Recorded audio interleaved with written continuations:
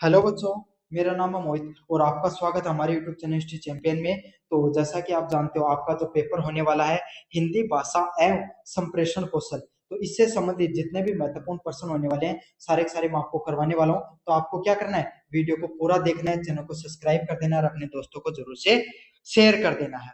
साथ के साथ अन्य अगर वीडियो देखना चाहते हो तो प्ले लिस्ट का लिंक डिस्क्रिप्शन में दे रखा, वहां पे देख लेना। टेलीग्राम चैनल पे कंप्लीट पीडीएफ पड़ी हुई इसके सॉल्यूशन की, वो देख पढ़ लेना जाकर। और फ्लिपकार्ट और मंत्रा पे चल रही है सेल, तो कोई भी प्रोडक्ट खरीदना चाहते हो तो यहाँ पर प्रोडक्ट वाले ऑप्शन पे क्लिक करके आप क्या कर सकते हो, जरूर से खरीद सकते हो। तो अब शुरू करते हैं अपन हिंदी भाषा का परिचय दीजिए। तो हिंदी भाषा एक प्रमुख भाषाओं में से एक है। यह संस्कृत से विकसित हुई और भारत की राजभाषा, राष्ट्रभाषा और संपर्क भाषा के रूप में प्रयुक्त होती है। तो हिंदी भाषा आपको पता है भारत की सबसे प्रमुख जितनी भी भाषाएं हैं, जैसे कि राजस्थान में राजस्थानी बोली जाती है, हरियाणा में हरियाणवी बोली जाती है, पंजाब में पंजाबी बोली जाती है, महाराष्ट्र में महाराष्ट्र जो मराठी भाषा, गुजरात में गुजराती, बिहार में भोजपुरी व मैथिली भाषा बोली जाती है।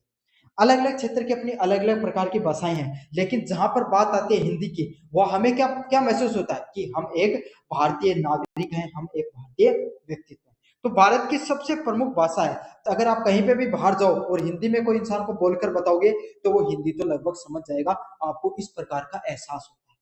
समझ में आ गया क्यों भारत की सबसे प्रमुख भाषाओं में से एक कौन सी भाषा है, हिंदी भाषा है।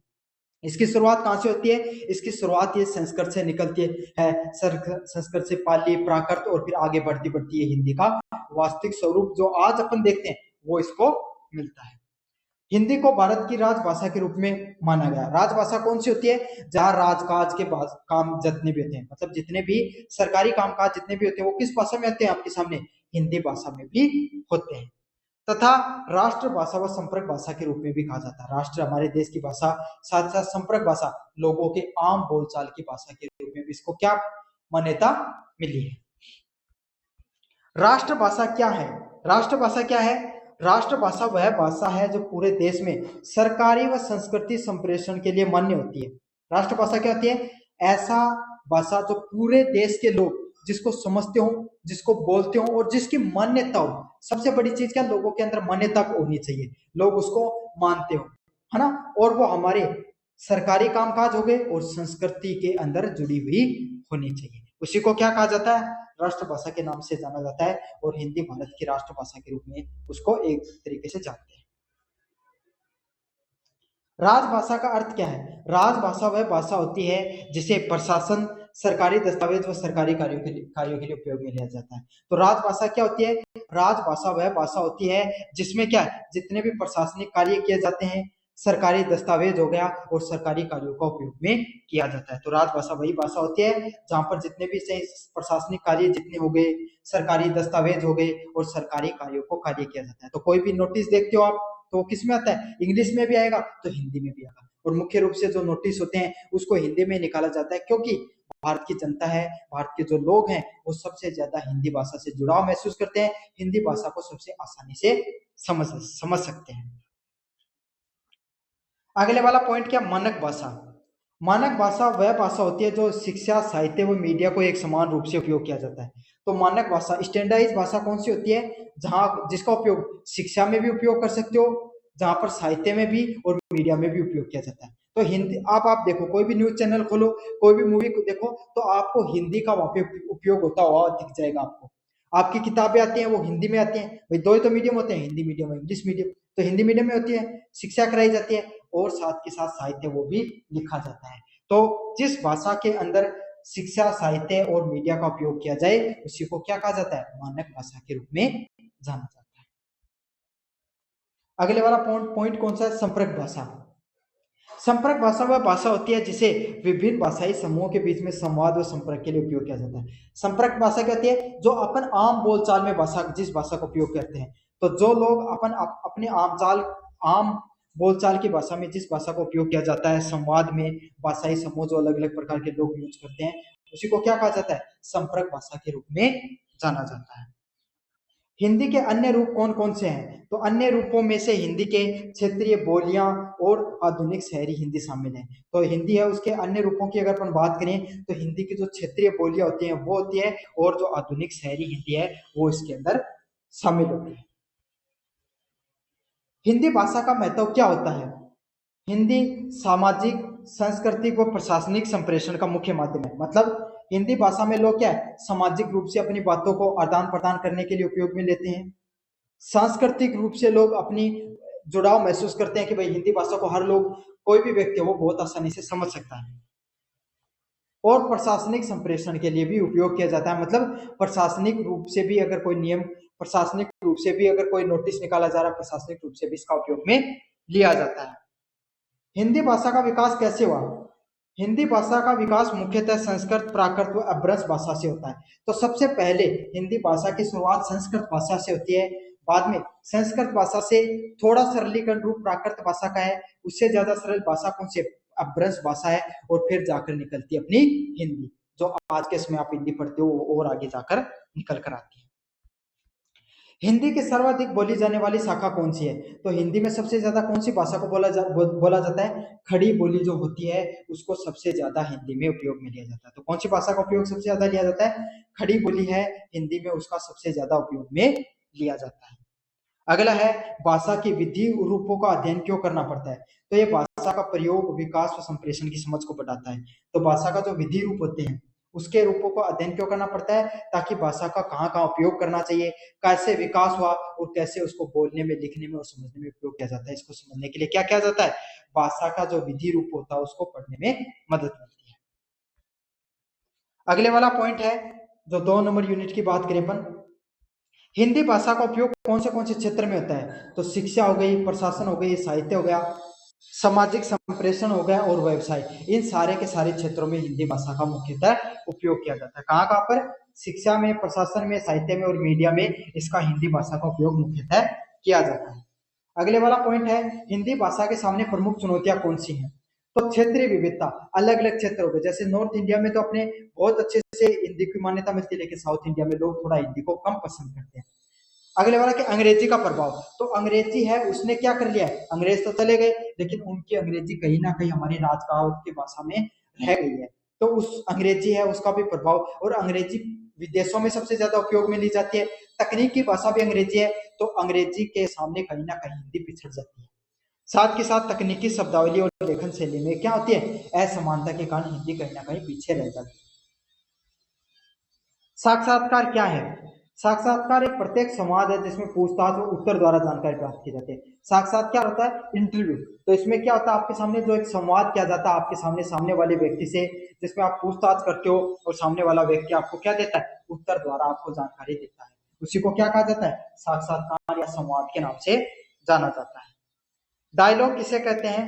दो या दो से अधिक व्यक्तियों के बीच में जो अपने विचारों को, सूचना को साझा किया जाता है, उसी को क्या कहा जाता है, डायलॉग के नाम से जाना जाता है। समझ में आ गया? दो से अधिक व्यक्ति जो अपने विचारों का आदान प्रदान करते हैं उसी को डायलॉग के नाम से जाना जाता है।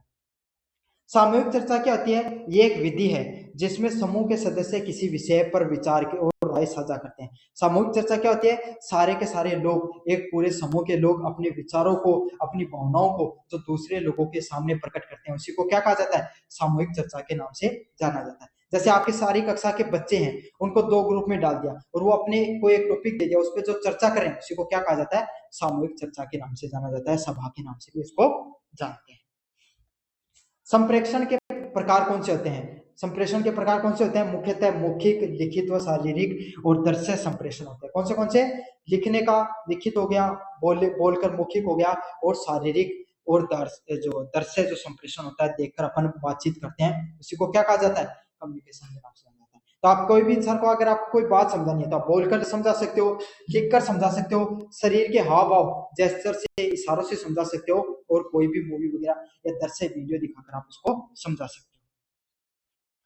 भाषा में शुद्धता क्यों आवश्यक है? भाषा में शुद्ध भाषा संप्रेषण स्पष्ट और प्रभावी बनती है। अगर भाषा का शुद्ध उपयोग हो रहा है तो उससे क्या होगी, वो शुद्ध होगी, स्पष्ट होगी, और वो और प्रभावी ढंग से होगी, जिसको हर व्यक्ति आसानी से समझ सकता है।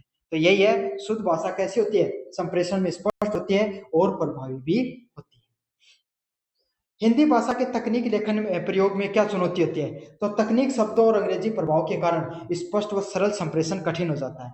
तो अगर बहुत ज्यादा कठिन शब्दों का उपयोग किया जाता है और अंग्रेजी प्रभाव के कारण क्या हो सकता है, जो बहुत आसान भाषा है हिंदी, वो क्या जाती है, कठिन हो जाती है। काफी शब्द हैं। अब आपको पता है तकनीकी भाषा में लगभग शब्द किसके हैं? संप्रेषण शब्द है। किसका है? कम्युनिकेशन का शब्द संप्रेषण है, तो ये थोड़ा कठिन पड़ता है। तो यही है कि जो आपके सामने जो अंग्रेजी के शब्द हैं उनको ट्रांसलेट करके जब बताया जाता है लोगों के सामने तो वो बहुत ज्यादा कठिन हो जाते हैं। हिंदी संवाद का महत्व क्यों है? संवाद से विचारों को, भावनाओं को, जानकारी को प्रभावी ढंग से आदान प्रदान क्या कहलाता है? हिंदी संवाद के नाम से जाना जाता है। जब हम अपने विचारों को, अपनी भावनाओं को और अपनी जानकारी को बहुत ही प्रभावी ढंग से दूसरे व्यक्तियों को समझा सकते हैं, उसी को क्या कहा जाता है? हिंदी संवाद के नाम से जाना जाता है। सामूहिक चर्चा में सफलता के लिए क्या आवश्यकता है? अपने विचारों को स्पष्ट किए। भाई अगर आप कोई भी व्यक्ति को अपने अच्छे से कोई चीज समझाना चाहते हो तो उसमें क्या होना चाहिए? आपके विचार हैं वो स्पष्ट होने चाहिए। आप जो दूसरे व्यक्ति को कोई बात कहना चाहते हो वो स्पष्ट होनी चाहिए। शिष्टाचार होनी चाहिए, मतलब आपका कहने का तरीका, उसमें थोड़ा प्रेम भाव भी होना चाहिए। सामने वाला व्यक्ति, ऐसे नहीं कि आप बोल रहे हो तो सामने वाले व्यक्ति को क्या लग रहा है? बुरा लग रहा है। और सुनने की क्षमता, आपको क्या होना चाहिए? आप कोई व्यक्ति को अगर अपनी बात बता रहे हो तो सामने वाले व्यक्ति की आपकी बातों को सुनने की क्षमता भी होनी चाहिए। और सामूहिक सहयोग, सारे लोग मिलकर इस चीज का प्रयास करें कि अपन जो बात कर रहे हैं वो आसानी से समझ सकें। यूनिट नंबर 3 की बात करें जहां पे देवनागरी लिपि के मानकीकरण की बातें हैं। इसमें क्या है? देवनागरी लिपि क्या है? देवनागरी लिपि एक वर्णमाला आधारित लिपि है जिसमें स्वर, व्यंजन और प्रतीक होते हैं। तो देवनागरी लिपि क्या है? ये एक वर्णमाला, मतलब लिपि क्या होती है? जैसे आप कोई भी काम करते हो तो उसका क्या स्टैंडर्ड वे होता है, करने का तरीका होता है। इसी तरीके से कोई भी भाषा होती है उसकी लिपि होती है, उसको लिखने का तरीका होता है, तो उसी को क्या कहा जाता है? लिपि कहा जाता है। ऐसे जो अपनी हिंदी भाषा है उसकी लिपि क्या है? देवनागरी लिपि। इसमें क्या होते हैं? स्वर, व्यंजन और प्रतीकों का उपयोग में लिया जाता है। देवनागरी लिपि का मानकीकरण का क्या अर्थ होता है? सभी प्रकार के लेखन में लिपि को एक समान रूप देना, लिखावट, स्वर और व्यंजन को निर्धारण करना। तो सभी प्रकार का जो लेखन होता है उसमें जो लिपि है, स्वर व्यंजन हो गया, लिखावट हो गई, स्वर हो गए, उन सबको क्या एक स्टैंडर्ड रूप दे देना ताकि हर जगह समान रूप से उस सब चीजों को लिखा जाए। देवनागरी लिपि का मानकीकरण क्यों आवश्यक होता है? ताकि सटीक, सरल व समान लेखन और संप्रेषण की सुविधा हो सके आसानी से। देवनागरी लिपि का मानकीकरण इसीलिए आवश्यक है ताकि आप जो भी लिखो वो सटीक तरीके से लिखा जाए, समान लेखन हो उसका और संप्रेषण के लिए सुविधाजनक हो। हिंदी की प्रमुख पत्र पत्रिकाएं कौन सी हैं? तो हिंदी की बात करें, कुमार हो गया, लक्ष्य हो गया, नव भारत टाइम हो गया, हिंदुस्तान और जनसत्ता जैसी कुछ प्रमुख पत्र पत्रिकाएं। तो आपके आसपास जितनी भी पत्र पत्रिकाएं आती हैं उसमें से जिसका नाम आपको याद है वो लिख देना आप। पत्रिका का क्या महत्व होता है? साहित्य, संस्कृति और समाचार का संप्रेषण करना। पत्रिकाएं क्या होती हैं? जो अखबार आता है ना उसको पत्रिका बोला जाता है। किस लिए उपयोग में आती है? इसमें आपके सामने साहित्य देखने को मिलता है। भाई अलग अलग लेखक अपने विचारों को लिखते हैं तो साहित्य आ गया। संस्कृति, अपने आसपास की जगह की सूचनाएं होती हैं, किस प्रकार का कौन सा त्योहार चल रहा है, कौन सी कहानी है, हर चीज के बारे में आपको पता चलता है। साथ ही साथ समाचार होते हैं उनका भी संप्रेषण होता है इसके अंतर्गत। हिंदी पत्र पत्रिकाओं में किस प्रकार की सामग्री प्रकाशित होती है? तो हिंदी में जो पत्र पत्रिकाएं होती है उसमें किस प्रकार की सामग्री होती है? साहित्य, समाचार, विज्ञान, शिक्षा, समाज और संस्कृति संबंधी जो सामग्रियां देखने को मिलती है। किसकी बात होती है? साहित्य की बात होती है, समाचार की बात होती है, विज्ञान की बात होती है और शिक्षा और समाज की बात होती है। देवनागरी लिपि में कुल कितने स्वर होते हैं? देवनागरी लिपि में कुल कितने स्वर होते हैं? कुल 13 प्रकार के स्वर होते हैं। तो देवनागरी लिपि में कुल कितने स्वर होते हैं? 13 स्वर होते हैं। व्यंजन कितने प्रकार के होते हैं? तो जो देवनागरी लिपि होती है उसमें कुल कितने व्यंजन होते हैं? 33 व्यंजन कुल प्रकार के होते हैं। पत्र पत्रिकाओं का भाषा विकास में क्या योगदान होता है? हिंदी के मानक रूप से स्थापित करना और समाज में भाषा का प्रचार करना।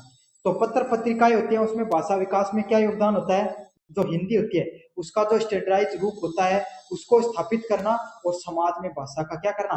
प्रचार प्रसार करना क्या कहलाता है? उसके भाषा विकास में योगदान का कार्य करता है। हिंदी पत्र पत्रिकाओं का सामाजिक महत्व क्या आता है? समाज में जागरूकता को फैलाना, सूचना संस्कृति के प्रसार में सहायक होना। तो हिंदी की जो पत्र पत्रिकाएं होती है उनका क्या महत्व होता है? समाज में क्या की जाती है? समाज में जागरूकता फैलाने के लिए, सूचना और संस्कृति के प्रचार प्रसार के लिए ये सब चीजें सहायक होती हैं। अब बात करें यूनिट नंबर 4 की तरफ अपन। व्यावसायिक हिंदी क्या होती है? व्यावसायिक हिंदी वह भाषा है जिसका प्रयोग कार्यालय, व्यापार, प्रशासन और पत्राचार में किया जाता है। व्यवसायिक हिंदी जहाँ पर जिसका कहा कोई भी कार्यालय हो गया, कोई व्यापार करने की जगह हो गई, कोई भी अधिकारी कार्यालय हो गया, वहां पर जिस प्रकार की भाषा का उपयोग किया जाता है उसी को क्या कहा जाता है, व्यवसायिक हिंदी के नाम से जाना जाता है। व्यवहारिक लेखन कौशल का क्या अर्थ होता है, तो व्यवहार में जो कौशल लिखा जाता लेखन कला होती है उसमें क्या होता है, स्पष्ट, संक्षिप्त व प्रभावी हिंदी जो लेखन की जो संप्रेषण की क्षमता होती है उसी को क्या कहा जाता है, व्यवहारिक लेखन के नाम से जाना जाता है। तो कोई भी जो स्पष्ट हो गया, स्पष्ट रूप से किसी चीज को लिखा जाए, छोटे संक्षिप्त रूप से लिखा जाए और प्रभावी ढंग से चीजों को लिखा जाए उसी को क्या कहा जाता है, व्यवहारिक लेखन के नाम से जाना जाता है। कार्यालयीन समाचार पत्र कौन से होते हैं, कार्यालयीन समाचार पत्राचार कौन से होते हैं, आधिकारिक पत्र, जो अधिकारियों के जो पत्र लिखे जाते हैं उसी को क्या कहा जाता है, कार्यालयीन पत्राचार के नाम से जाना जाता है। सूचना पत्र, जो अलग अलग प्रकार के इंफॉर्मेशन नोटिस वगैरह डाले जाते हैं, आपके कॉलेज के एग्जाम से संबंधित कोई नोटिस आ गया है ना। आदेश पत्र, कोई अधिकारी के द्वारा आदेश दिया गया अपने नीचे की कार्यालय के लोगों को। और अनुरोध पत्र, काफी बार रिक्वेस्ट पत्र भी डाले जाते हैं कि आपको जैसे जनता से जन अपील की जाती है ना, उसको अनुरोध पत्र के नाम से ही जाना जाता है। ईमेल में किन किन बातों का ध्यान रखें, ईमेल में स्पष्ट भाषा का उपयोग किया जाता है, शिफ्ट भाषा व संक्षिप्त और उचित समाप्ति के साथ खत्म किया जाता है ईमेल को। रिपोर्ट लेखन में क्या क्या विशेषता होनी चाहिए, रिपोर्ट कैसे होनी चाहिए, जिसमें आप कुछ चीजों का विवरण दो, तथ्य होने चाहिए, साथ के साथ संचरित और उद्देश्य पूर्वक होने चाहिए, मतलब जो आपके उद्देश्य प्राप्ति के लिए उपयोग में लिया जाए। मतलब रिपोर्ट लेखन में विवरण देना होता है आपको, तथ्यों के बारे में बातचीत करनी होती है और उद्देश्यों को बताना होता है। नोट और संदेश लेखन में क्या ध्यान रखें, आप कोई भी नोट लिखते हो कोई भी चीज का, है ना, कॉपी में भी लिखे होंगे आपने नोट और वैसे भी नोट लिखे जाते हैं, तो उसमें क्या होता है, नोट एक तो संक्षिप्त होना चाहिए, नोट कैसा होता है, एक लाइन से ज्यादा बड़ा नहीं होना चाहिए, स्पष्ट लिखा होना चाहिए, भाषा कैसी होनी चाहिए, हर व्यक्ति को समझ में आ जाए, क्यों, नोट सबसे जरूरी चीज को नोट लगाकर लिखा जाता है, तथा उद्देश्य पूर्वक होना चाहिए। तो ये तीन चीजें रट लो, कोई भी शब्द है ये चिपका दे। व्यावसायिक भाषा का शब्द चयन क्यों महत्वपूर्ण होता है, सटीक शब्द चयन में संप्रेषण प्रभावी और गलतफहमी से मुक्त होने चाहिए। जो व्यावसायिक भाषा होती है, बिजनेस मैन की जो भाषा होती है उसमें कैसा, उसमें सही शब्दों का चयन करना चाहिए, संप्रेषण जो बोलचाल होती है उसको आपको क्या बनाते हो, प्रभावी बनाना चाहिए, और गलतफहमी नहीं होनी चाहिए, आपको इस प्रकार के शब्दों का उपयोग में लेना होता है। प्रस्तावना का प्रयोग कहां पर होता है, कोई भी संगठन और कार्यालय होते हैं उसकी जो आंतरिक संरचना होती है, जो इंटरनल जो पूरा कम्युनिकेशन होता है उसके अंदर किसका उपयोग किया जाता है, प्रस्तावना का उपयोग में लिया जाता है। रिपोर्ट और पत्र में क्या अंतर होता है, पत्र व्यक्तिगत व औपचारिक संदेश होते हैं, तो पत्र कैसे होते हैं, जो कोई भी व्यक्ति के द्वारा लिखे गए व्यक्तिगत होते हैं और औपचारिक रूप से होते हैं, तथा रिपोर्ट क्या होती है, जहां पर तथ्यों का उपयोग किया जाता है, विश्लेषण का उपयोग में लिया जाता है। तो यही है, आपके सामने पत्र व्यक्तिगत रूप से लिखे जाते हैं और औपचारिक होते हैं, रिपोर्ट तथ्य और विश्लेषण पेश करने का कार्य करती है। तो पत्रों में तो आप अपने बारे में बताते हो, अपने दोस्त के हालचाल पूछ सकते हो, लेकिन रिपोर्ट में क्या बताया जाता है, जैसे आपके गांव में बिजली नहीं आ रही है, इसकी रिपोर्ट बना रखी है किसी व्यक्ति ने, न्यूज चैनल वाले, तो वो क्या होगा, उसमें हर चीज होगी कि कब पिछले 4 दिन से ट्रांसफार्मर नहीं चल रहा था, बिजली क्यों नहीं आई, क्या समस्या है, कितने दिन से जनता की क्या भावना है, हर चीज बताई जाती है।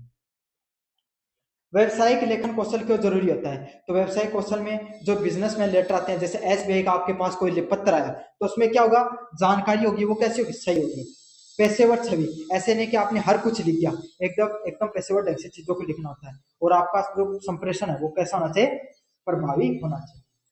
तो यह आपके सामने पूरा का पूरा हिंदी भाषा व संप्रेषण कौशल से संबंधित पेपर है, उसको अच्छे से कर लेना, अपने दोस्तों को जरूर से शेयर कर देना। धन्यवाद।